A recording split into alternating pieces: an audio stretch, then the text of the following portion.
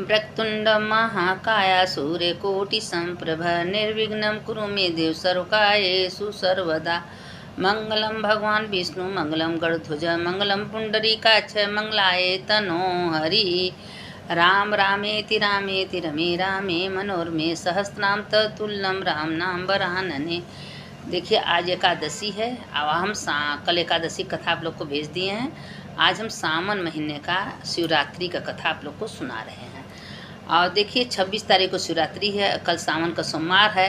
तो पहले हम सावन के सोमवार का कथा आप लोग को भेज दें, उसके बाद दोनों कथा शिवरात्रि सावन सोमवार हम भेज रहे हैं, आप लोग कल सुन लीजिएगा। कि देखिए शिवरात्रि का व्रत का हर महीने का जो शिवरात्रि आता है, अगर जो कोई व्रत रहता है, अगर किसी को संतान नहीं है या कोई परेशान है कोई चीज़ के लिए, अगर सावन भर पूरा महीना भर शिवरात्रि का व्रत करता है, पूजा करता है भोलेनाथ का, तो भोलेनाथ अपन कृपा दृष्टि उसके ऊपर बरसाते हैं। अब देखिए पार्वती माता शिव जी निकले विहार करने के लिए और नंदी को बुलाए, नंदी पर बैठ गए और कहें पार्वती माता से कि पार्वती से कि चलो हम लोग पृथ्वी लोक के देवता हैं, पृथ्वी लोक को देखा जाए कि हमारे दिन सोमवार को शिवरात्रि को लोग क्या करते हैं, कितना लोग भजन कीर्तन अभिषेक रुद्राभिषेक करते हैं।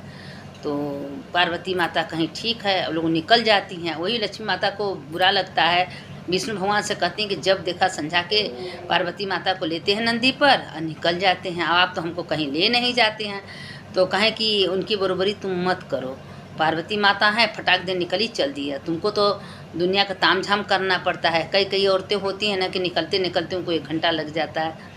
तो इसी तरह लक्ष्मी माता में और हमेशा पार्वती में का देखा होता था। तो एक दिन क्या हुआ कि पृथ्वी पर निकल रहे थे तो देखे कि शिवरात्रि का दिन था, सावन का सोमवार था।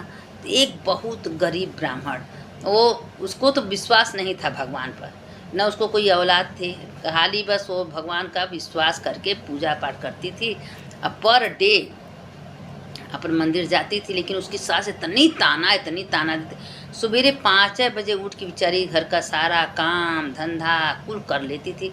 उसके बाद रोज़ गाली देना बोलना।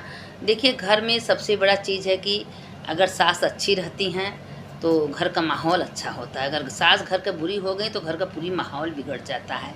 अब उसको रोज़ गाली देती थी, अब उसके पति से लड़ाती थी कि सोती रहती है, कोई काम धंधा नहीं करती है, एक हमको पोता तो दे नहीं सकी और दिन भर खाई सोती। कहे माँ हम सारा काम धंधा करते हैं, उसके बाद कहें तो मेरी जवान लड़ा रही हो, दिन भर लड़ती थी। एक दिन क्या हुआ कि लेकिन भगवान पर उसको पूरा विश्वास भरोसा था। अब भगवान के मंदिर में जाती थी, पूजा करती थी। तो एक भगवान भोलेनाथ अपने रूप में आए, कहें बेटा हमको कुछ भूख लगा है, भोजन करा दो। तो उसकी सास चिल्लाने लगी, बोलने लगी, हाली हाली रोटी सब्जी लेके दौड़ी दौड़ी पीछे जा रही, लगी रोने। कहें कि बेटी तुम क्यों रो रही हो? कहें बाबा एक तो हम बहुत गरीब हैं, दिन रात काम करते, मेरी सास दिन रात ताना मारती, हमको कोई संतान नहीं है, हम बहुत दुखियारी हैं। कहें बेटा अगर तुमको यह चाहिए तो तुम सावन का 16 सोमवार व्रत करो और शिवरात्रि के दिन उसका उद्यापन करना। अगर शिवरात्रि के दिन उद्यापन कर रही हो तो भगवान तुमको बहुत सुखी रखेंगे। कहें ठीक है बाबा। वो उसमें अपना पूरा की। उसके सास रोज बोलती थी कोई काम धंधा न रही है, आँख मरने के लिए घूमने के लिए जा रहे, लेकिन रोज़ सोमवार को सब जाती थी मंदिर। शिवरात्रि के दिन उद्यापन की, खूब बढ़िया फल फूल मीठा दूध दही को ले के पूजा की। उसके बाद भगवान उसके ऊपर कृपा किए, 9 महीना बाद उसको बेटा हो, उसके साथ भी सुधर गई। और उसके बाद क्या हुआ कि वो उसके पति जब नौकरी मांगने गए तो उसको तो विश्वास नहीं था, लेकिन भोलेनाथ तो उसकी पत्नी को बहुत विश्वास थी। हमेशा कहते आप चिंता मत करें मेरे भोलेनाथ जो कर। देखिए पत्नी की इतनी शक्ति होती है, अगर पत्नी पतिव्रता हैं या वो पूजा पाठ ज़्यादा कर रही हैं तो अपने पति का भी रक्षा कर लेती हैं। अब उसने भगवान पर विश्वास करते थे। तो सेठ के यहाँ नौकरी मांगने गया, सेठ का हमारे पास कोई नौकरी वोकरी नहीं है।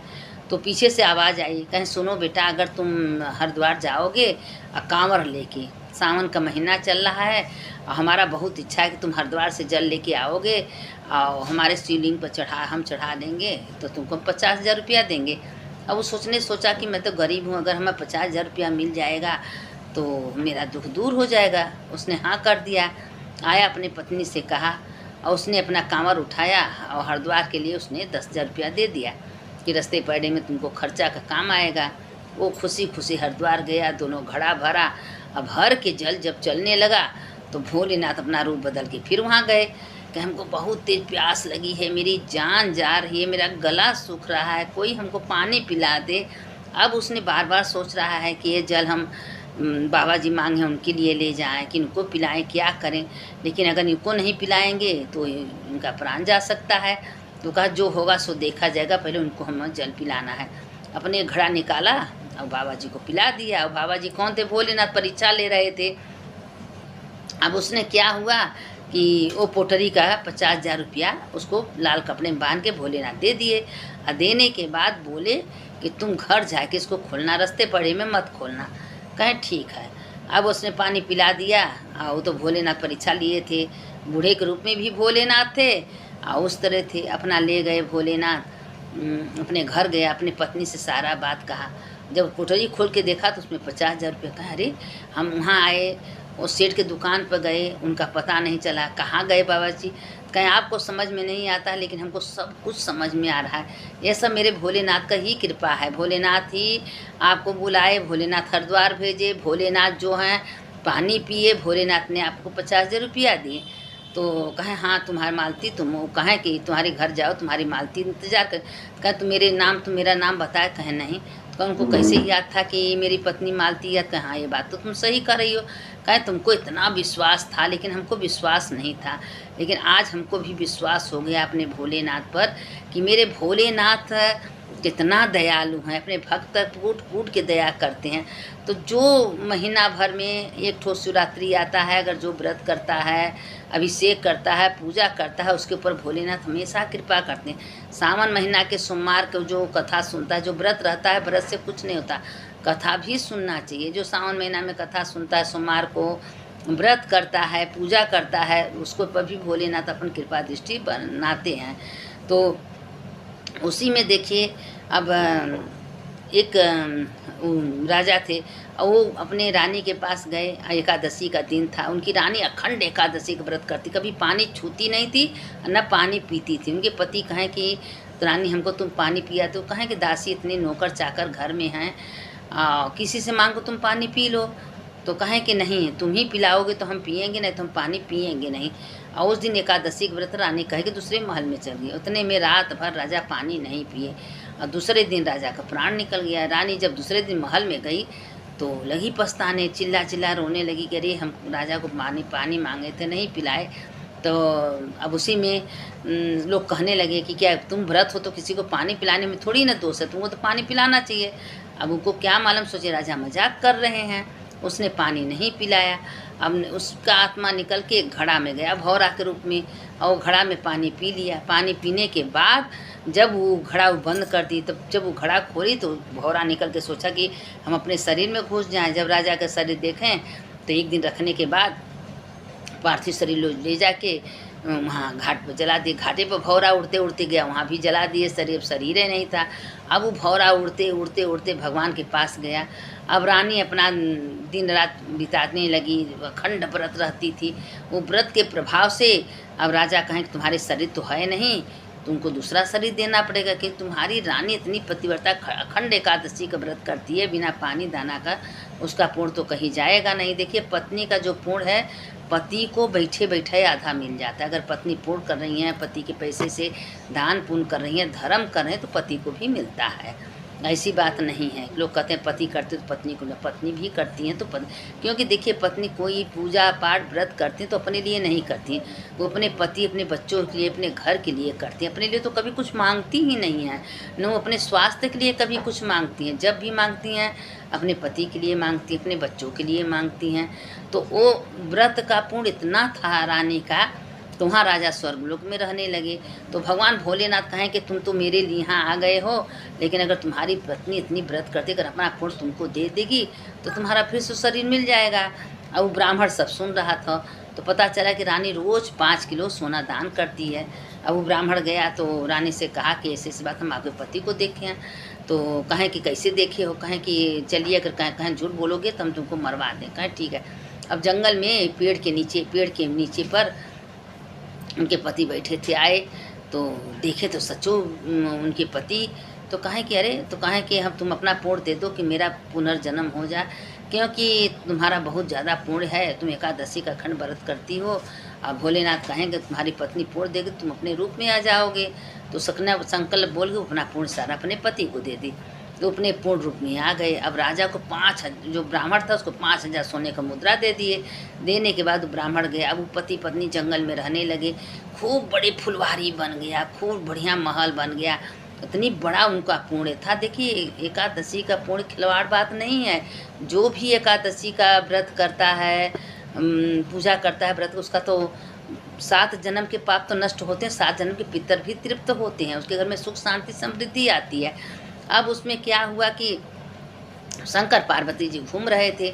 अब भोलेनाथ उसी जंगल में, उसी बगीचा में बैठ गए। जब बगीचा में बैठ गए तो भोलेनाथ कहें कि भाई बगीचा तो बहुत सुंदर है। तो कहे प्रभु आप ही तो दिए हैं, आपके व्रत से, आपकी पूजा से कोई व्रत पूजा निष्ठा तो नहीं, बेकार तो नहीं जाता।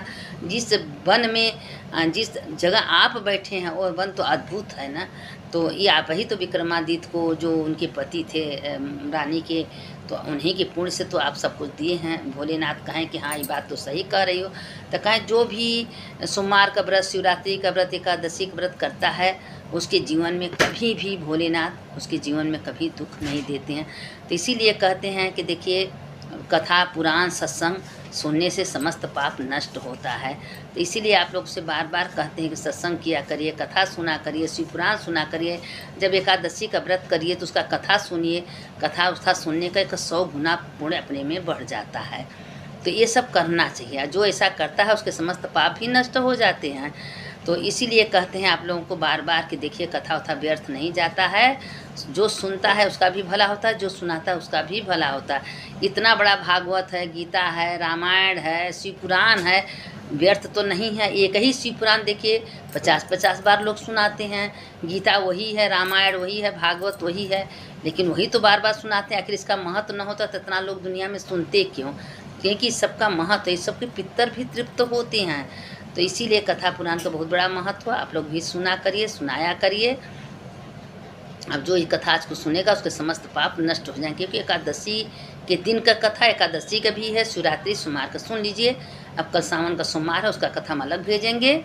सुनने वाले की जय, सुनाने वाले की जय। हर हर महादेव शंभो काशी विश्वनाथ, गंगे माता पार्वती संगे, अच्युतम केशवम राम नारायणम, कृष्ण दामोदरम वासुदेवम हरिम, श्रीधरम माधवम गोपिका वल्लभम, जानकी नायकम रामचंद्रम भजे। राम रामेति रामेति रमे रामे, मनोरमे सहस्रनाम तत्तुल्यं राम नाम वरानने। रामा कृष्णा वासुदेव भक्ति मुक्तिदायकम, रामा कृष्णा वासुदेव भक्ति मुक्ति विदायकम। सुनने वाले की जय, सुनाने वाले की जय। हर हर महादेव, घर घर महादेव।